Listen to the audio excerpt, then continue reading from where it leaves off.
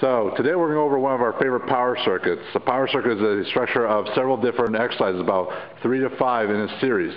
The first one's going to be rotational deadlift. We're going to work about 5 to 6 repetitions each side. This is great for abdominal and hip strength. So Coach Anderson here is going to basically do a deadlift to the side, come up, power through the hip, rotate right to the other side. It's very important that you make sure you sit your hips back to pull the weight up. Adding a rotational component to this deadlift is great for working torsion in the trunk. Since many low back problems stem from rotation and flexion of the spine, this is a great drill you can think as injury prevention.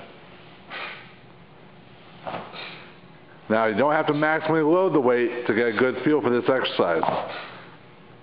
Start with something relatively moderate, something that you feel confident with, and you can progress from there. Don't overload this exercise too much right from the get-go. Once he performs 5 repetitions each side, he'll drop the bag down. Normally we would give about 45 seconds to emit break, but since it's for demo purposes, he's going to go right into the shouldering get-up. We're going to do 3 repetitions each side. Same as you would do with a kettlebell or dumbbell, but with a weight on the shoulder. It's a little more challenging. So he's going to drive that elbow out, come up. Good. Now you can see throughout, he doesn't really flex forward, doesn't lose control of the bag. It's important that he drives through his leg and his arm to come through the movement. The get-up is an underrated hip mobility exercise as well as a trunk exercise. With the sandbag versus a kettlebell, this becomes a more stress on the trunk and less on the shoulders. So we're going to 3 each side. You'll also find more constant tension. This can be actually more fatiguing because there's more load on the actual body itself. Great for any athlete or non-athlete alike. You could also work this in segments and just do a get-up, sit-up where you only come to the sitting position.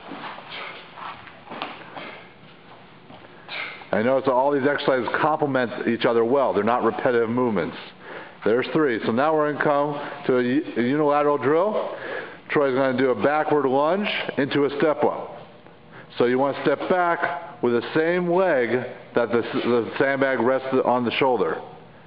Not only is lunging and stepping up kind of difficult because of it being a unilateral exercise, but adding the component of a shouldering sandbag increases the challenge of balance and stability of the hip and trunk.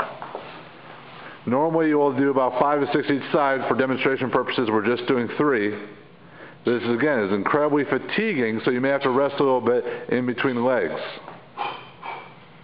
He's doing a great job of remaining upright, taking a great stride, and powering through the heel. On the step up, it's important to remember, push to the heel.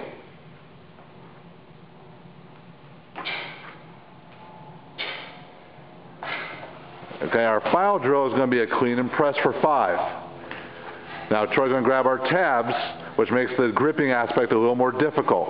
It's actually a little easier to press on the tabs than it is with the handles, but still your grip is being quite demand. So what you're seeing throughout are drills that challenge rotation, stability in the hips, trunk, and upper back and shoulder stability.